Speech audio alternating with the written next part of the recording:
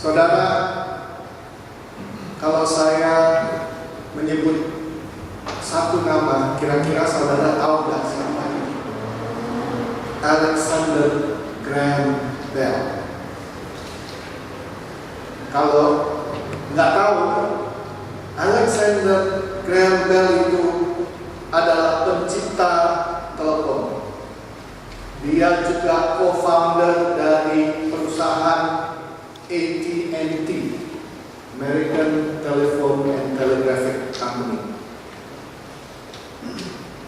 Dia juga menciptakan banyak lagi selain telepon. Tapi tahukah saudara-saudara bahwa Alexander Graham Bell ini hampir saja tidak mendapatkan hak cipta telepon. Jadi Alexander Bell ini dia menyempurnakan ciptaannya dia. Dia terus mencoba. Mertuanya mengatakan sama Alexander, masukin dulu patennya, minta permohonan kepada kantor paten. Kan idenya yang penting, nggak usah disempurnakan dulu. Alexander Graham Bell dasar orang yang pencipta, dia mau perfeksionis, dia mau perfect semuanya. Jadi dia nggak kerja ya. Akhirnya mertuanya masukkan permohonan, mengajukan permohonan kepada kantor paten atas nama Graham Bell pada tanggal 14 Februari 1876 pada hari ulang tahun ini. Untung itu dikerjakan karena tahu saudara-saudara, beberapa jam kemudian setelah mertuanya mengajukan aplikasi permohonan untuk paten untuk telepon, ada seorang lagi yang namanya Elisha Gray pergi ke kantor paten untuk mengajukan permohonan paten satu mesin lagi yang juga seperti telepon.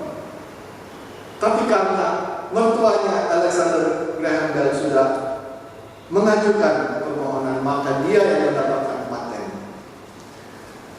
Saudara-saudara, dalam contoh ini kita bisa lihat bahwa kalau kita mempunyai ide atau pikiran yang bagus, tapi kalau kita tidak mau mengambil tindakan atau melakukan sesuatu, bisa-bisa kita tidak mendapatkan manfaatnya. Okay? Jadi kalau Alexander Graham Bell, kalau mertuanya tidak mengambil action, maka Alexander Graham Bell itu tidak mendapatkan paten telepon. Nah, dalam kehidupan rohani kita pun seperti itu, saudara-saudara. Kalau kita mempunyai iman yang kuat, tapi kita tidak mau mengambil action atau melakukan hal-hal yang perlu kita lakukan, kita juga tidak akan mendapatkan manfaat dari iman kita. Saudara-saudara, dalam teks kita hari ini, Yakobus mengatakan iman yang tidak ada, yang tidak diekspresikan melalui perbuatan adalah iman yang mati, iman yang kosong, iman yang palsu. Jadi teks kita hari ini berbicara tentang hubungan antara iman dan perbuatan. Tapi teks kita hari ini juga menjadi satu teks yang sebenarnya cukup membingungkan, ya. Karena apa? Karena kita ini yang sudah dibesarkan di gereja Protestan, kan tahu kan? Kita diselamatkan karena apa? Karena perbuatan bukan.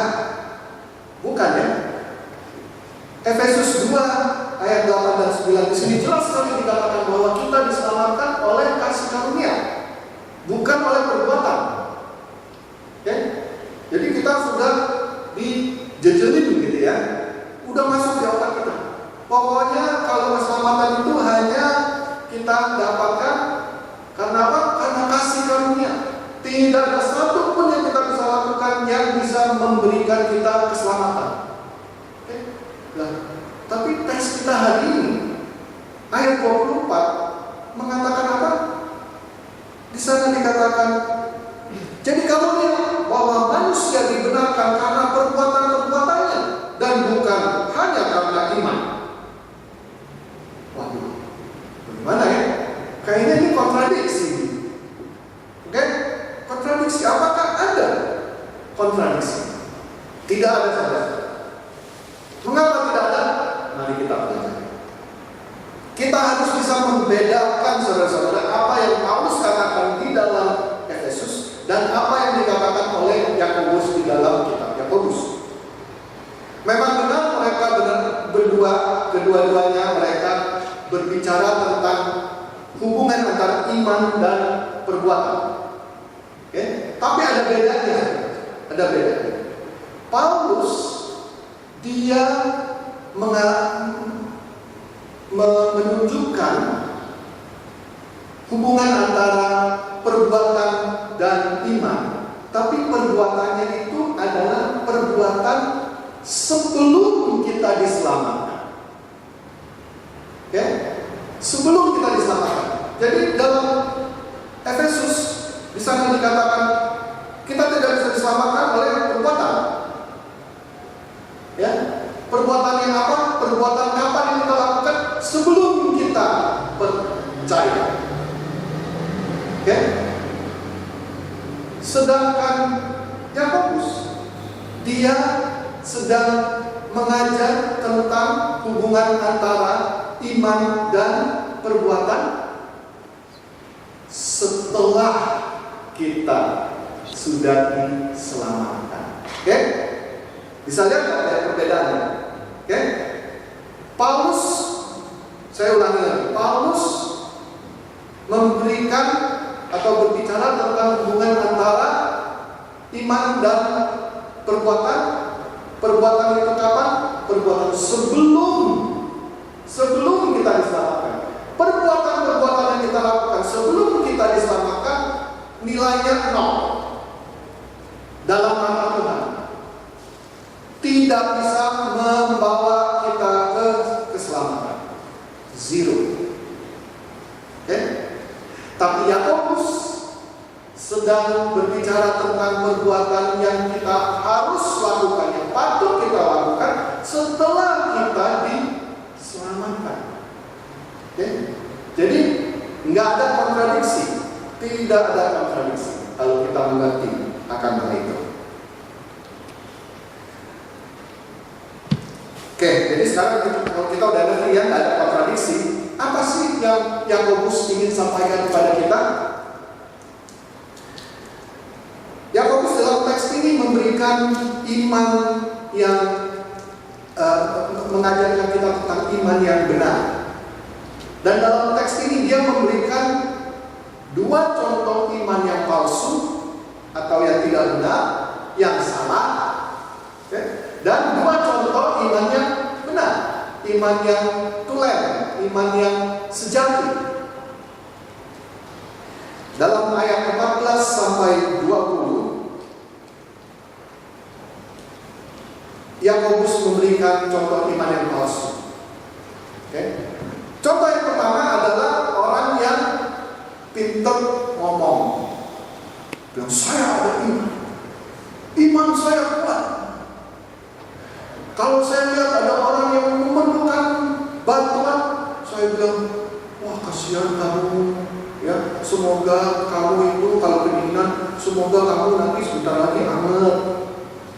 Tapi sama sekali nggak mau membantu, nggak mau coba cari di mana ya ada selimut bisa dikasih ke orangnya, atau oh mungkin saya ada jaket ekstra saya kasih.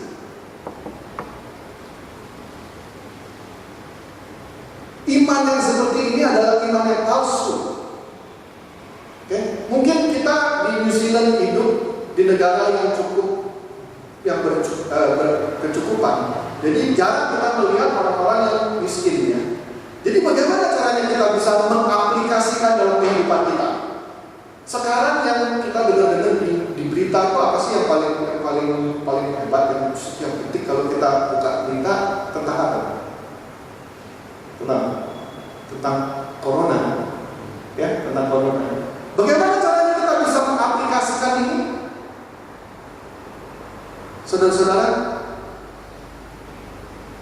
Saudara stockpiling atau enggak sih?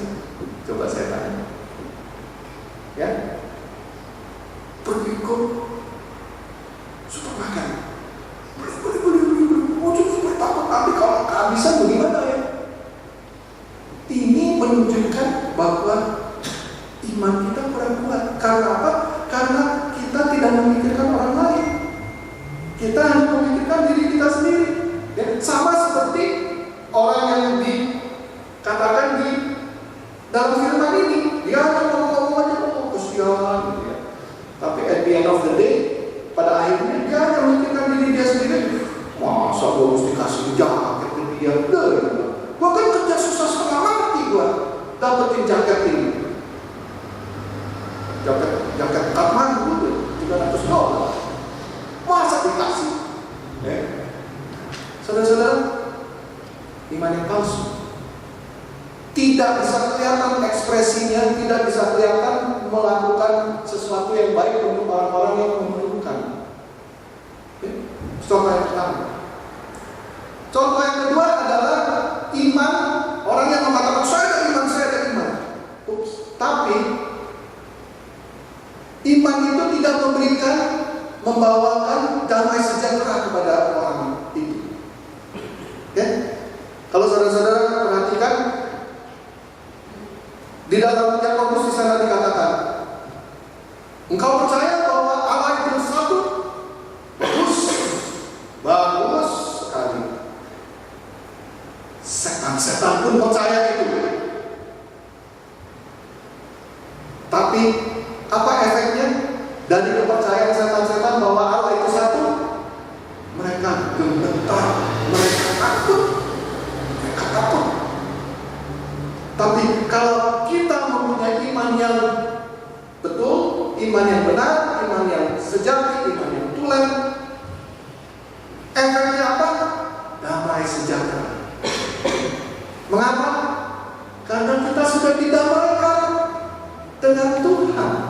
Kita yang berdosa, kita yang tadinya jauh dari Tuhan, sekarang sudah didekatkan dengan Tuhan melalui Tuhan Yesus Kristus. Karena kita percaya, kita sudah didamaikan. Kalau kita sudah didamaikan dengan Tuhan, apalagi yang mesti ditakutin? Nggak ada. Karena Tuhan kita ini adalah Tuhan yang Maha Kuasa. Tuhan kita ini adalah Tuhan yang Maha Baik. Apalagi yang kita harus lakukan? Jadi iman yang palsu, orang yang mengatakan saya ada iman. Tapi efeknya dalam kehidupannya dia jauh terus. Benar atau enggak?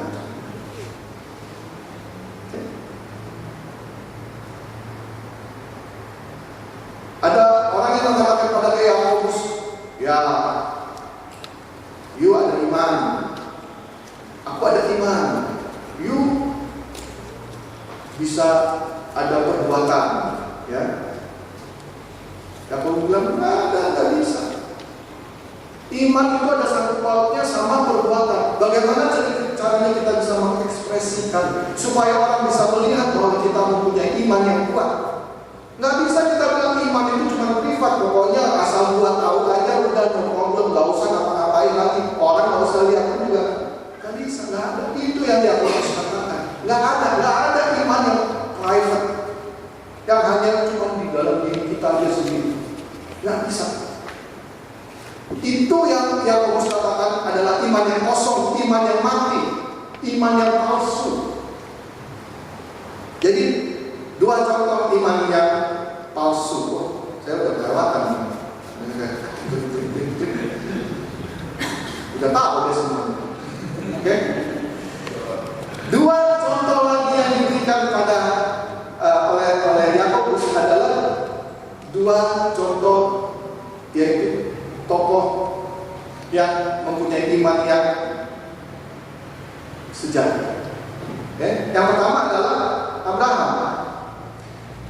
Di sana dikatakan Abraham bersedia untuk mempersembahkan atau untuk melakukan apa yang Tuhan perintahkan, yaitu untuk mempersembahkan Ishak. Ya, kita beberapa lama yang lalu ini kita akan mengikuti seri khotbah tentang Abraham, ya. Ingat, Abraham diminta oleh Tuhan untuk mempersembahkan Ishak, anaknya yang tunggal satu-satunya. Dan menurut Yakobus, inilah contohnya. Nah, tapi di sini juga bisa ada kesalahpahaman, karena di sini Yakobus mengatakan apa? Dalam ayat 21, di sana dikatakan Abraham dibenarkan karena perbuatannya. Lah tadi katanya dibenarkan bukan oleh perbuatan. Kita diselamatkan karena apa? Karena iman. Ini kok sekarang begini, apa kontradiksi? Enggak, saudara-saudara. Karena dalam ayat 24 di sana dikatakan, yang tadi dikatakan, saudara lihat ya, ini saya kasih ini. Ini mana ini?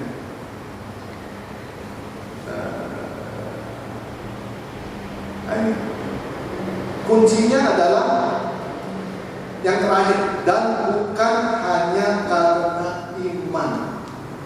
Jadi ada hanyanya itu, oke? Bukan hanya karena iman.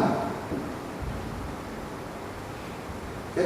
Tapi kalau kita lihat sebenarnya di dalam Kejadian, waktu Tuhan membenarkan Abraham,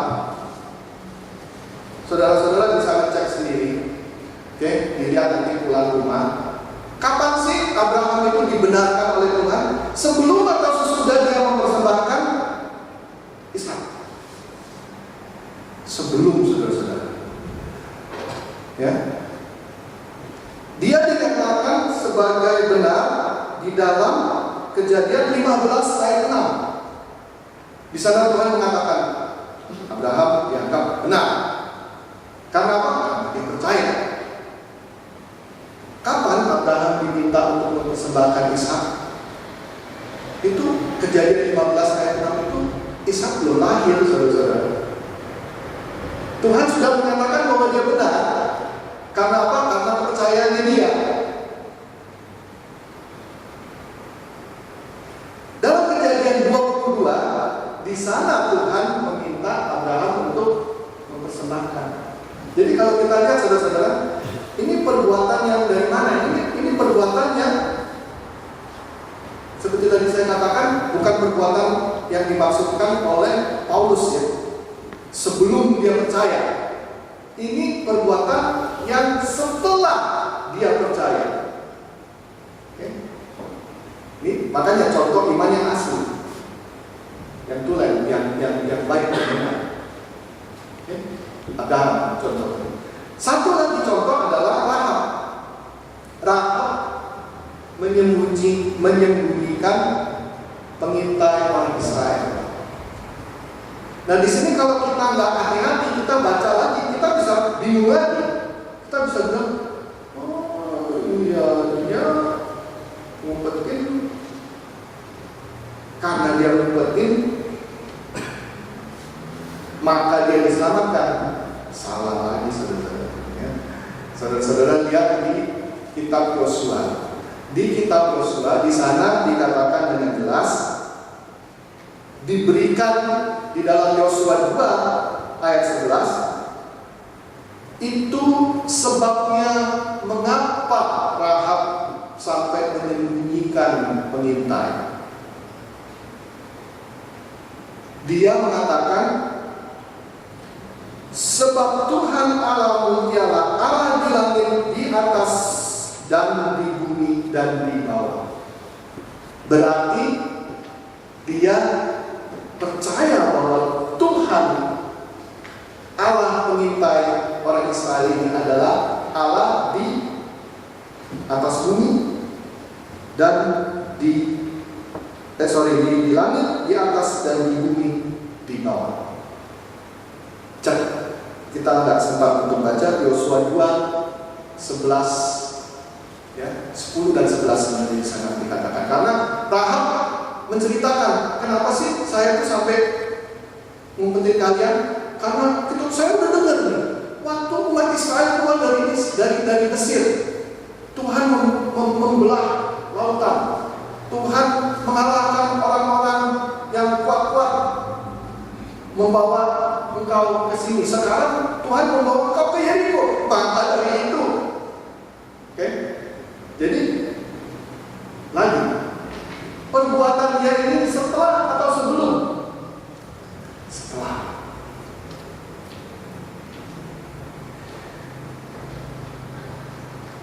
Jadi saudara-saudara, ingat teks kita pada hari ini ayat 26 mengatakan apa? Mengatakan sebenarnya ayat 26 ini dalam teks kita adalah ringkasan. Di sini dikatakan, Yakobus berkata, sebab seperti tubuh tanpa roh adalah mati, demikian juga lah iman tanpa perbuatan-perbuatan adalah mati.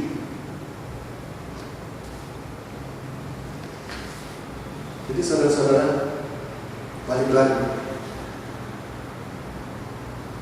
Judul message hari ini, iman seperti apa yang kita miliki? Coba kita tanya sendiri-sendiri. Nggak usah lapor ke saya, tanya aja sendiri. Iman yang seperti apa sih? Iman yang lebih dekat ke dua contoh yang pertama, atau lebih dekat ke dua contoh yang terakhir? Saudara-saudara, ingat bahwa dalam kitab Yakobus ingin selalu menghimbau kita untuk kita lebih dewasa secara spiritual. Salah satu ciri orang yang dewasa secara spiritual adalah orang yang mempunyai iman yang benar, iman yang asli, iman yang bisa kelihatan.